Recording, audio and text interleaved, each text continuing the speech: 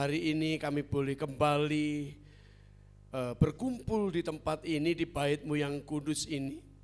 Kami rindu untuk kami terus dibaharui lewat kebenaran-kebenaran firman-Mu. Karena kami percaya apapun yang terjadi, sekalipun kami tidak melihat di depan kami jalan, namun hati kami tetap percaya dan tidak pernah ragu bahwa Engkau tetap Allah yang menggandeng di dalam hidup kami. Terima kasih Tuhan. Kami mau siapkan hati kami pada pagi ini untuk kami ditaburi oleh benih-benih firman-Mu. Biarlah setiap firman-Mu itu menuntun kami, membawa kami untuk kami terus ada dalam rencana-Mu sesuai dengan kehendak-Mu. Terima kasih. Kami sambut firman-Mu, dalam nama Yesus kami berdoa dan bersyukur. Haleluya. Amin. Baik, silakan duduk Bapak Ibu, saudaraku yang dikasihi Tuhan. Shalom.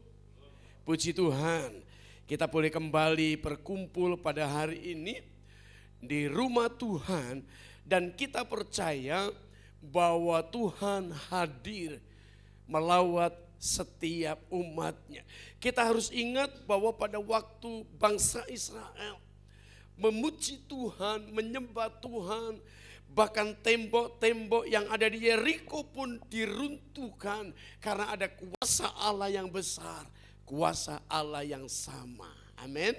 Di tempat ini pun kuasa Allah yang sama dan tidak berubah. Itulah yang perlu kita pahami. Kita punya Allah yang besar di dalam hidup itu. Baik, pada hari ini kita langsung saja melihat kebenaran-kebenaran firman Tuhan. Saudara, hari ini saya akan berbicara tentang ibadah yang sejati. Kita seringkali melakukan ritual ibadah. Atau kita melakukan tindakan-tindakan ibadah. Ada yang secara liturgis ataupun tidak secara liturgis. Apapun bentuknya, kita mengerjakan ibadah, kita rindu ibadah yang kita lakukan adalah ibadah yang menyukakan hati Tuhan. Amin. Ya. Kalau kita perhatikan dari gambar ini, saudara,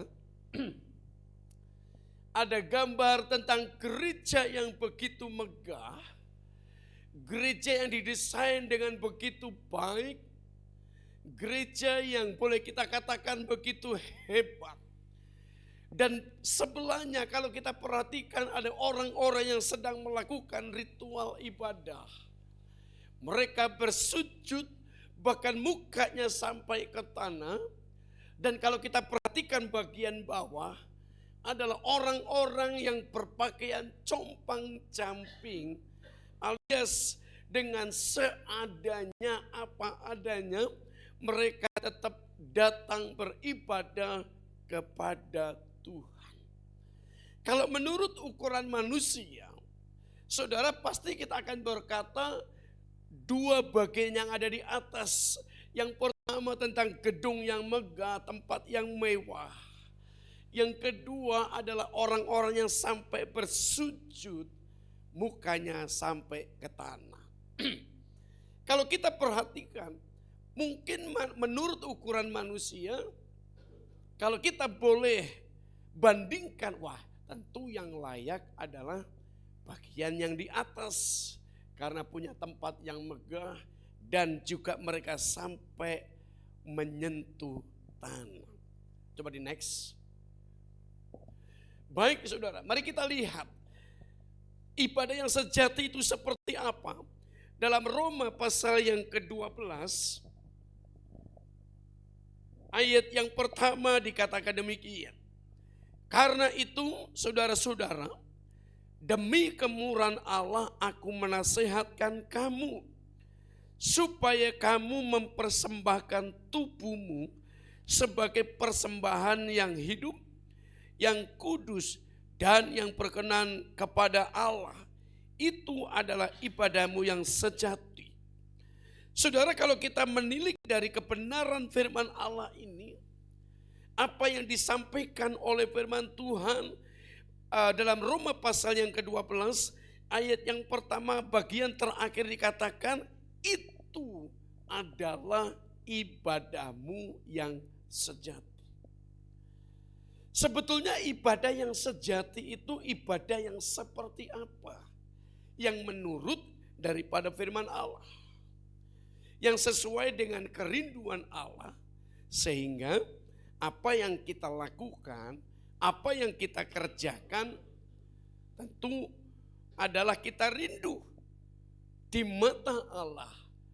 Dan Allah menilai adalah ibadah yang sejati. Tolong di next. Oke, saudara, paling tidak ada 5 hal. Bagaimana kita membangun ibadah yang sejati. Yang seperti yang Tuhan inginkan dari kehidupan kita. Ya. Saudara, saya tidak tulis secara banyak di sini. Mari kita perhatikan dari Roma pasal yang ke-12. Ibadah yang sejati, yang sesuai dengan kerinduan Allah. Ada 5 hal, di sana dikatakan mempersembahkan tubuh. Saudara, apa yang dimaksud dengan mempersembahkan tubuh? Tolong dilihat dulu dari 1 Korintus 6 ayat yang ke-19. Tolong dibantu. 1 Korintus 6 ayat yang ke-19. Yuk kita baca sama-sama. 2, 3. Atau tidak tahukah kamu bahwa tubuhmu adalah bait Roh Kudus yang diam di dalam kamu. Roh Kudus yang kamu peroleh dari Allah dan bahwa kamu bukan milik kamu sendiri. Kalau kita mengacu dari ayat ini, bahwa ibadah yang sejati ada kaitannya dengan mempersembahkan tubuh. Karena dikatakan tubuhmu adalah bait Roh Kudus atau bait Allah. Saudara yang dikasih Tuhan, kalau ibadah yang sejati, kita menyadari bahwa tubuh kita, hidup kita adalah bait atau tempat Allah diam, tempat di mana Allah bertata. Tentu kita harus sadar dan menyadari setiap kita beribadah kepada Tuhan, kita perlu mempersembahkan seluruh kehidupan kita. Mempersembahkan hidup kita secara terus menerus. Ini harus kita pahami di dalam konteks beribadah. Saya kasih analogi begini, saudara. Ketika seseorang sudah menikah, ya kebetulan ada yang baru menikah juga ini kan.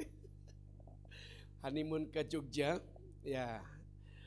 Saudara, ketika seseorang sudah menikah, terikat dengan pasangannya, gak mungkin kan sebagian ditahan dirinya itu, dipersembahkan kepada pasangannya, lantas sebagian dipersembahkan kepada yang lain. Tidak ada seperti itu. Secara mutlak, secara total, ketika seseorang sudah terikat ya dengan pasangannya, secara penuh adalah milik pasangannya. Sama dengan Tuhan. Ketika kita mempersembahkan seluruh hidup kita, Tuhan mau. Karena kita juga harus menyadari di dalam diri kita ini ada roh Allah. Ada Allah yang tinggal.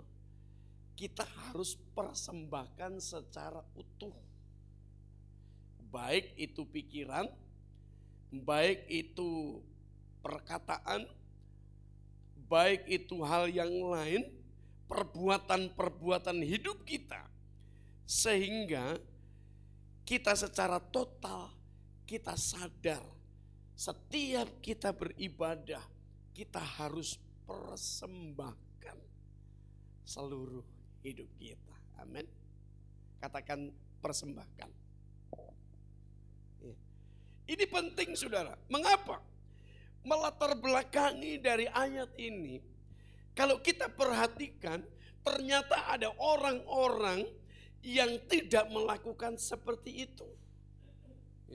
Saya menulis, mungkin agak bisa dibesarkan dikit. Iya. Saya mencatat saudara, seluruh hidup itu, seluruh aspek kehidupan yang kita jalani. Seluruh aspek kehidupan yang kita hidupi saat ini, kita harus persembahkan kepada Tuhan. 1 Petrus pasal yang pertama. Tolong dibantu Kak Yoel. Ayat 18 sampai dengan ayat yang ke-19 menjelaskan secara detail. 1 Petrus 1 ayat 18-19. Sebab kamu tahu bahwa kamu, apa saudara? Ayo dibaca. Bahwa kamu telah ditebus dari cara hidupmu yang sia-sia yang kamu warisi dari nenek moyangmu itu, bukan dengan barang yang fana, bukan pula dengan perak atau emas, terus melainkan dengan darah yang mahal, yaitu darah Kristus yang sama seperti darah anak domba yang tak bernoda dan tak Ayat 18 tadi menjelaskan bahwa kamu tahu. Jadi tujuan mengapa kita mempersembahkan tubuh kita, mempersembahkan seluruh kehidupan kita, karena diri kita ini bukan milik kita lagi. Ya, diri kita ini milik Allah. Sebab apa? Allah yang telah menebus kita dari kehidupan kita yang dilakukan oleh nenek moyang kita yang kita tidak tahu, sampai orang tua kita, sampai hidup kita oleh darah Kristus. Jadi poin yang pertama, ibadah yang sejati adalah mempersembahkan tubuh. Karena kita perlu ingat, tubuh kita ini adalah bait Allah, Tuhan sudah menebus kita. Amin. Yang kedua tetap di sini Kak Yoel. Yang kedua dikatakan, tadi ada satu kalimat sebagai persembahan yang hidup. Maksud dari ayat ini adalah seluruh hidup kita. Bukan setengah atau sebagian. Tetapi seluruh hidup kita, baik itu dalam pikiran yang dalam bentuk pikiran kita, tindakan yang kita buat adalah sebagai persembahan yang hidup. Apa sih yang dimaksud dengan persembahan yang hidup? Yang dimaksudkan di sini adalah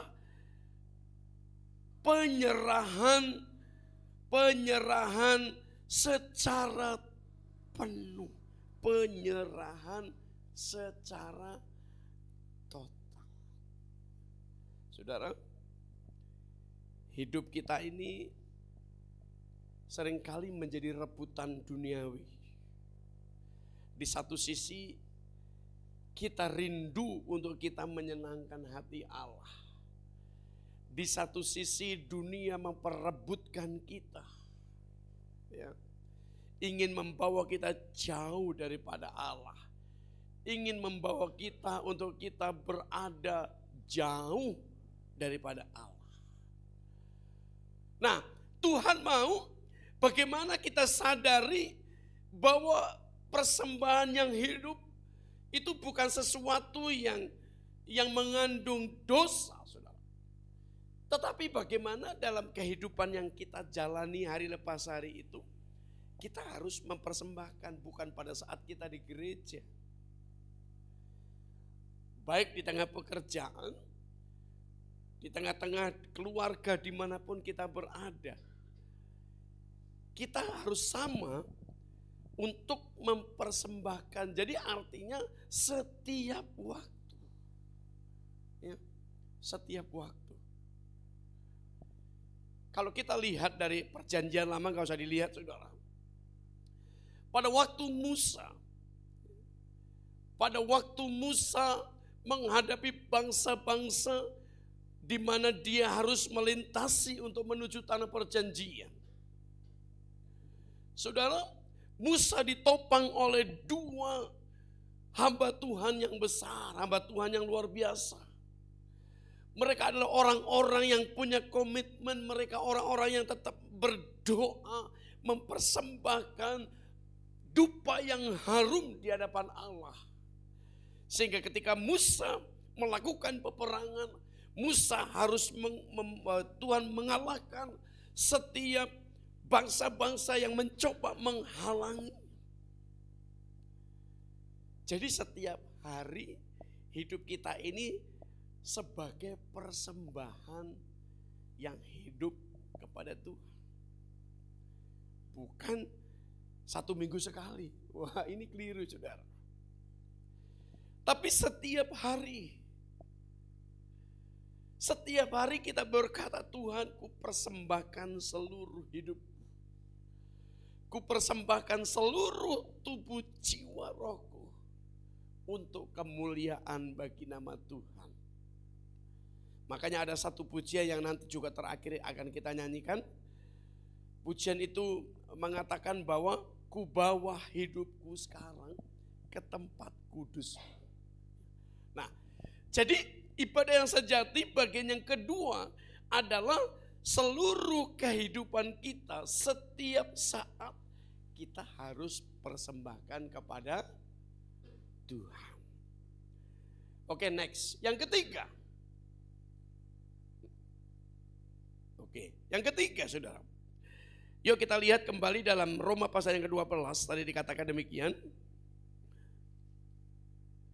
Supaya kamu mempersembahkan tubuhmu sebagai persembahan yang hidup, yang kudus. Kata kudus di sini kalau kita perhatikan adalah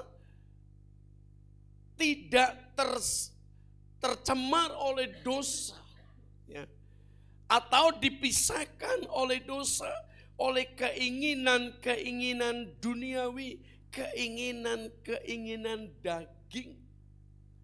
Keinginan daging kita ini sangat kuat kalau roh kita itu lemah, saudara. Keinginan-keinginan daging kita ini untuk membawa kita kembali kepada dosa. Melakukan dosa. Kalau kita tidak memberikan makan roh kita, menghidupkan roh kita, kita akan kalah terhadap dosa dan dunia. Ya, perhatikan saudara. Kalau kita lihat, kita amati dalam keadaan yang sekarang. Bagaimana kehidupan perilaku kita. Bagaimana kehidupan kita. Apakah kita adalah orang-orang yang secara roh kita sadar bahwa kita ini sudah dikuduskan seperti 1 Petrus pasal yang pertama tadi? Atau keinginan-keinginan daging kita yang begitu kuat ingin membawa kita jauh daripada Tuhan. Kita harus sadar, Tuhan sudah menebus kita. Tuhan sudah membeli kita dengan dibayar dengan lunas. Sekarang hidup saudara, hidup saya adalah orang-orang yang sudah dikuduskan. Karena itu jangan kembali kepada duniawi. Jangan kembali kepada dosa yang membawa kita terpisah daripada Allah. Ada banyak hal yang bisa mempengaruhi hidup kita itu kembali kepada dosa. Ya. Saudara, maaf bicara,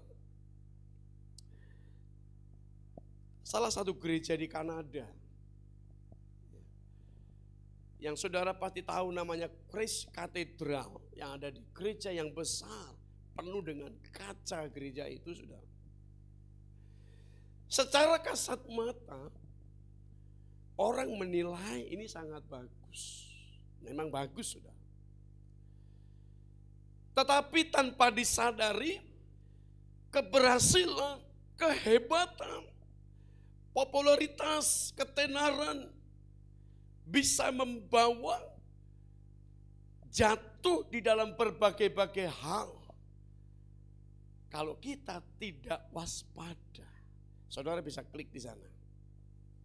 Nah, karena itu kita harus belajar, ada banyak hal yang membawa kita itu lari jauh daripada Tuhan.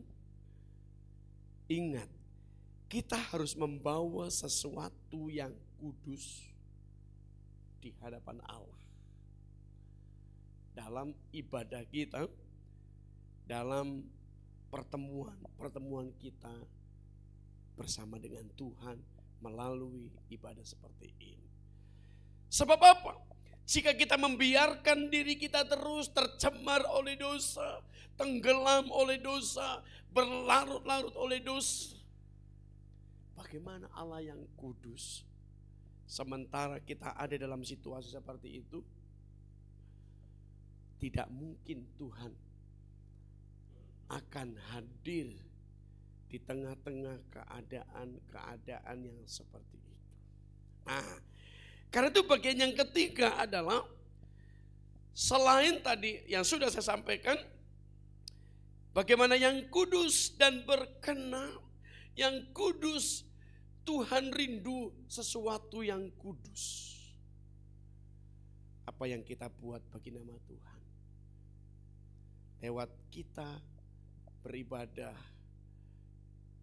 ya, lewat kita melayani, lewat kita terus berbuat sesuatu untuk Tuhan. Aku melakukan yang terbaik, yang kudus, yang terbaik, yang berkenan bagi Tuhan. Sebab apa? Kita berkata, aku kudus, maka kuduslah kamu.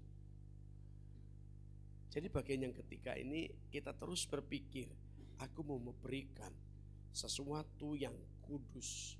Aku melakukan sesuatu yang kudus.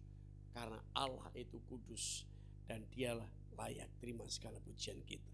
Saudara, yang keempat, bagaimana kita membangun ibadah yang sejati. Ya, membangun ibadah yang sejati dari Roma pasal yang ke-12 tadi. Ada satu kalimat yang berkata demikian. Yang kudus dan yang berkenan kepada Allah. Yang kudus dan yang berkenan kepada Allah. Saudara, yang keempat ada satu kalimat yang dikatakan berkenan kepada Allah. Menyangkut hati atau tindakan-tindakan hidup kita. Coba kita koreksi diri kita. Tindakan-tindakan yang kita buat dalam hari lepas hari mencerminkan kelayakan, keberkenanan di hadapan Tuhan atau tidak. Yang tahu kan setiap kita masing-masing. Tindakan-tindakan apa? Tentu kita harus sadar.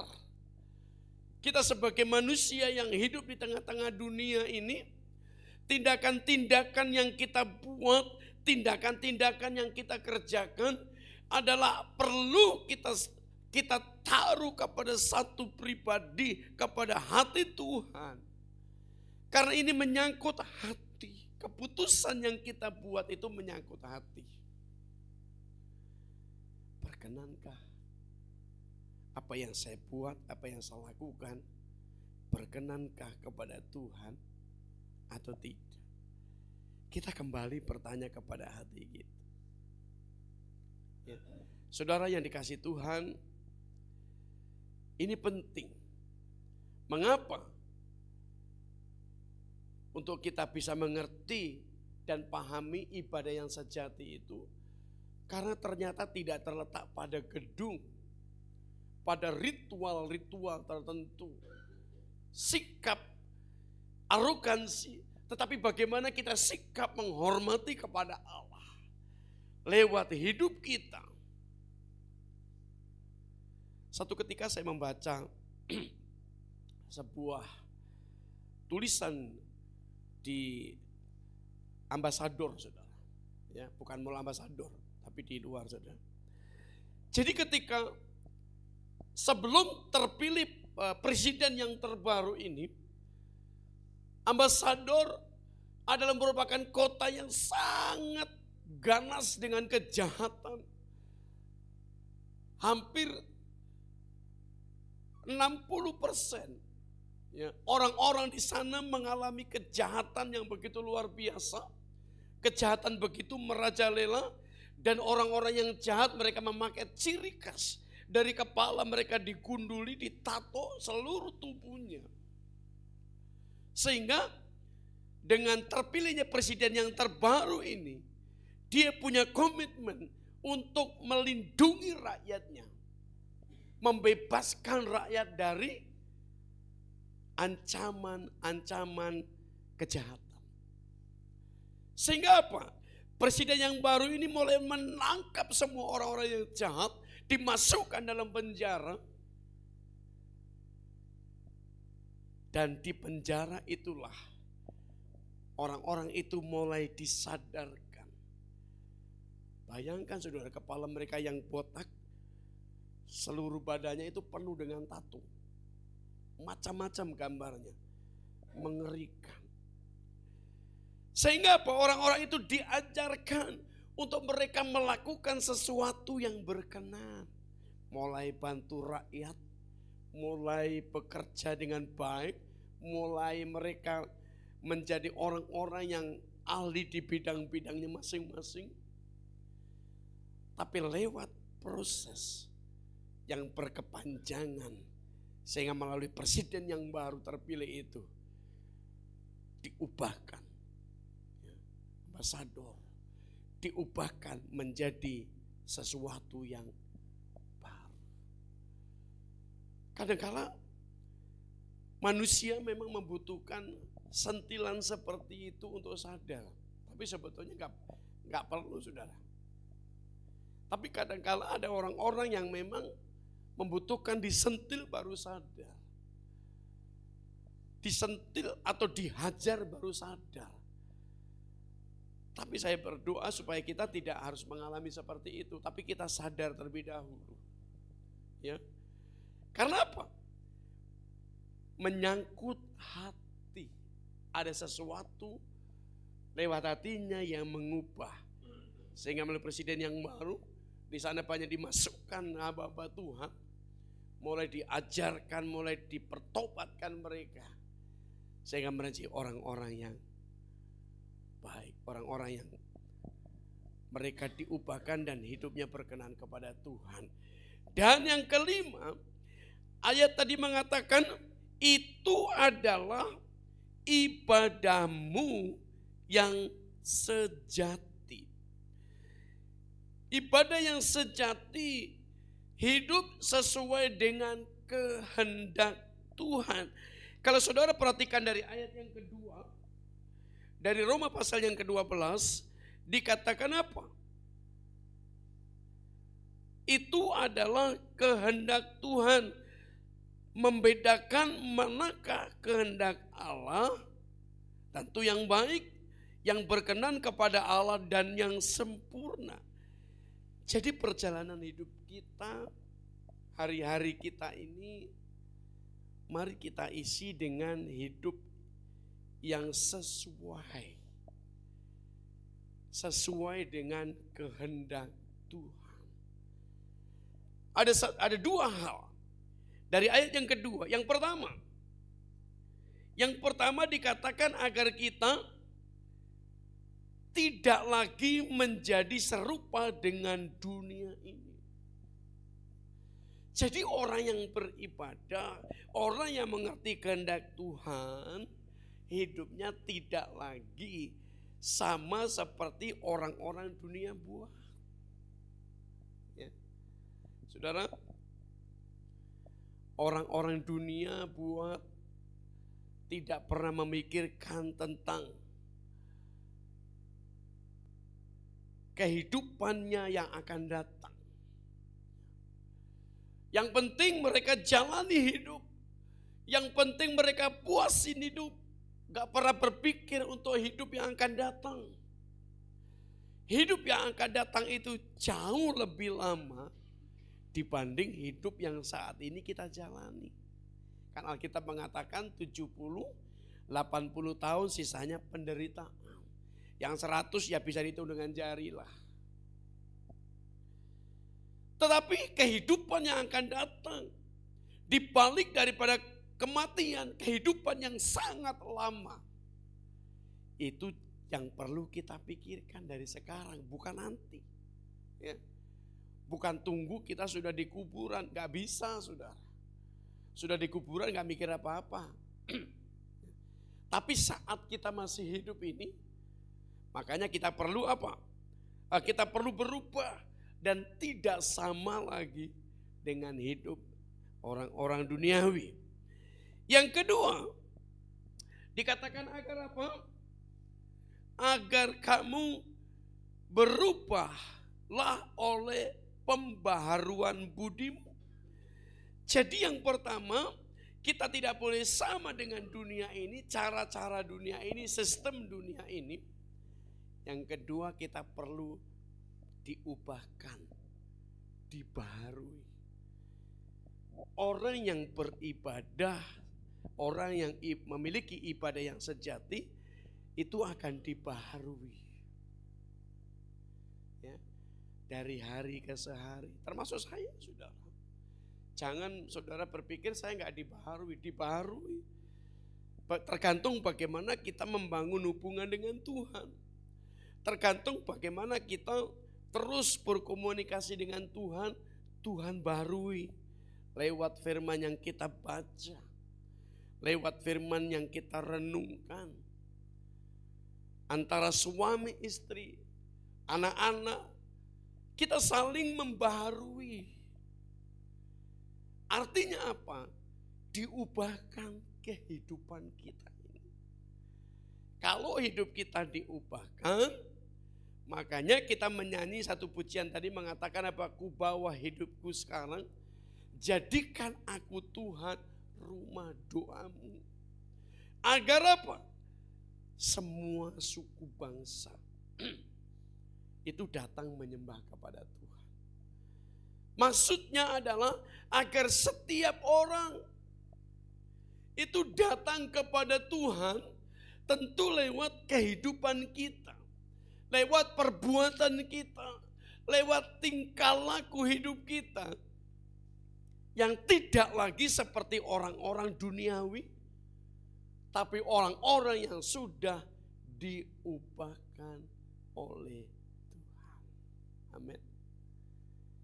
Jadi ibadah yang sejati itu bukan bicara masalah fisiknya. Saya tidak bicara masalah fisik.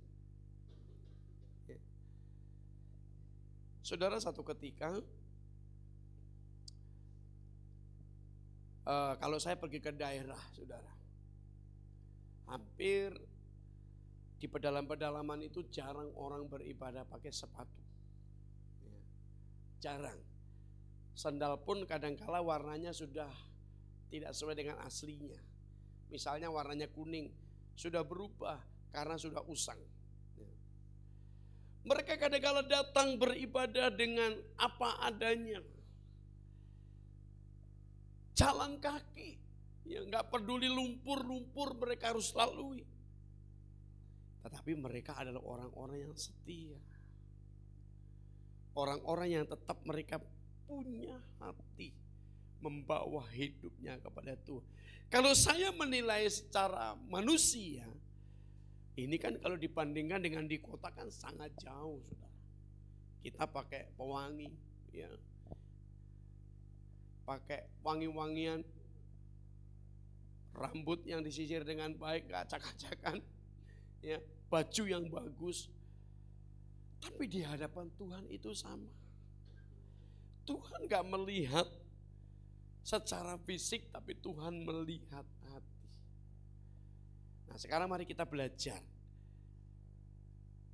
5 hal bagaimana membangun ibadah yang sejati tadi. Yang pertama adalah saat kita beribadah, persembahkan seluruh tubuhmu secara total kepada Allah, karena Tuhan telah menebus kita sesuai dengan firman Allah. Dan 1 Korintus 6 ayat 19 tadi mengatakan karena tubuh kita adalah bait Allah. Artinya tempat Allah diam. Jadi Allah nggak berdiam di benda yang mati. Misalnya pohon, batu. Walaupun sampai hari ini masih banyak orang-orang yang masih datang ke batu, datang ke pohon, ya datang ke tempat-tempat tertentu yang dianggap ada Allah di sana. Kalau kita sebagai orang percaya kepada Tuhan, kita nggak akan lakukan seperti itu. Karena kita sadar, Allah ada dalam diri kita. Allah ada dalam tubuh kita. Makanya kemanapun kita pergi, Allah ada dalam hidup kita. Kemanapun kita berangkat, Allah, dan pastikan Allah ada dalam hidup kita. Dan kita perlu mempersembahkan sebagai persembahan yang hidup, artinya seluruh hidup kita. Baik perbuatan, pikiran, tingkah laku hidup kita adalah mencerminkan ada Allah yang hidup di dalam hidup kita itu tadi. Ya. Sehingga apa? Kita sadar apa yang kita buat sesuatu yang kudus. Karena Tuhan sudah menebus kita. Tuhan sudah membeli kita dengan harga lunas dibayar. Sehingga apa? Hidup kita itu berkenan kepada Allah. Kita perlu belajar saudara. Perlu belajar untuk kita lewat hati kita, niat, tindakan, keputusan adalah keputusan yang berkenan kepada Allah. Dan ibadah yang sejati adalah sesuai dengan kehendak Tuhan. Hari ini mari kita belajar, renungkan, dan kita bawa dalam setiap kehidupan kita. Untuk kita terus hidup yang berkenan, persembahkan kepada Tuhan seluruh hidup saudara dan saya sebagai persembahan yang kudus. Amin. Tundukkan kepala bagi Tuhan. Tadi pujian saya mengatakan, ku bawa hidupku ke tempat kudus.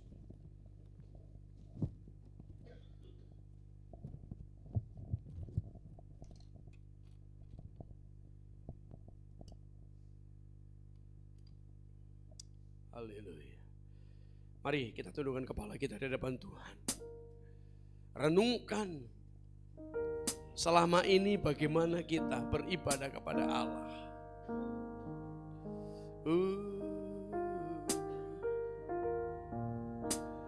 Jadikan aku Tuhan rumah doamu, agar semua suku bangsa datang menyembahmu.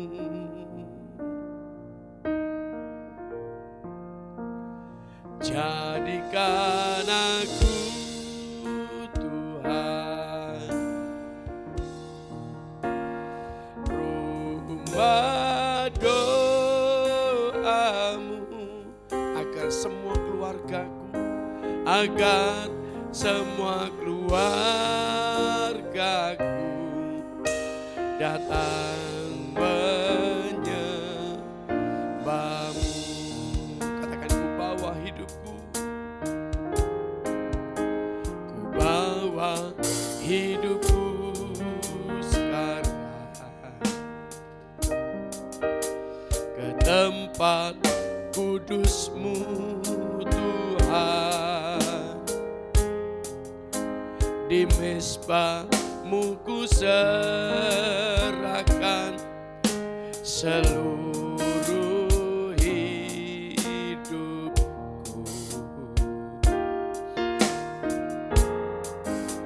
penuhi hatiku sekarang dengan urapan yang baru, agar aku lebih lagi mendengar suara. Mari kita berdiri bersama, katakan jadikan aku, jadikan aku Tuhan, rumah doamu, agar semua suku bangsa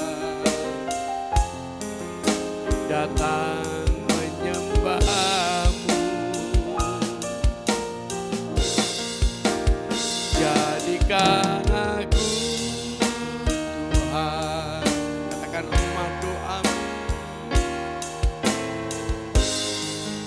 biar semua keluargaku, agar semua keluargaku datang menyembah, biar semua keluargaku,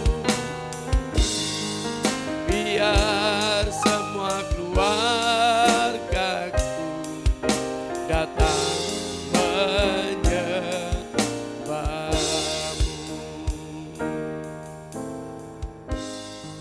Kami bersyukur buat kebenaran firman-Mu pada hari ini. Engkau mengajar kami untuk kami membangun 5 hal bagaimana ibadah yang sejati yang kami lakukan hari demi hari dalam hidup ini. Kami tahu Engkau Allah yang kudus. Oleh sebab itu Engkau telah menebus kami lewat darah-Mu yang kudus, sesuai dengan 1 Petrus 1 ayat 18-19, dengan darah yang kudus, sehingga hidup kami pun dikuduskan oleh Tuhan. Ajar kami setiap perbuatan, perkataan, tindakan yang kami dasari dengan hati kami adalah hidup yang kudus, menyenangkan hati Tuhan. Berkati setiap kami, keluarga kami, rumah tangga kami, pekerjaan kami, dan apapun yang sedang kami lakukan, Engkau campur tangan. Kami mengucap syukur, dalam nama Yesus kami berdoa, haleluya, amin. Serahkan kepada Rahel, silakan duduk.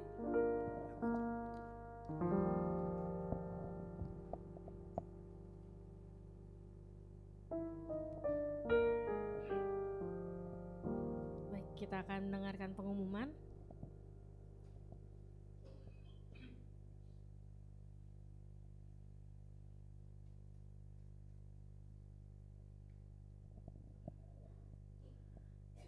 Oke, Minggu 6 Juli, minggu depan kita akan adakan perjamuan kudus. Kemudian untuk WL dipimpin oleh Ibu Stefani. Dan akan ada doa pelayan di jam 9 di minggu depan. Sekian pengumuman, kita akan memberikan persembahan kita yang kedua. Mari sebelumnya kita satu di dalam doa. Bapa, kami bersyukur kalau pagi hari ini Tuhan kami mau memberikan persembahan kami Bapa. Biarkannya Tuhan persembahan ini Tuhan menjadi persembahan yang berkenan di hadapan Kau saja Tuhan. Terpujilah Engkau Tuhan Yesus, dan kami siap memberi. Hanya dalam nama Tuhan Yesus kami telah berdoa dan mengucap syukur. Haleluya, amin.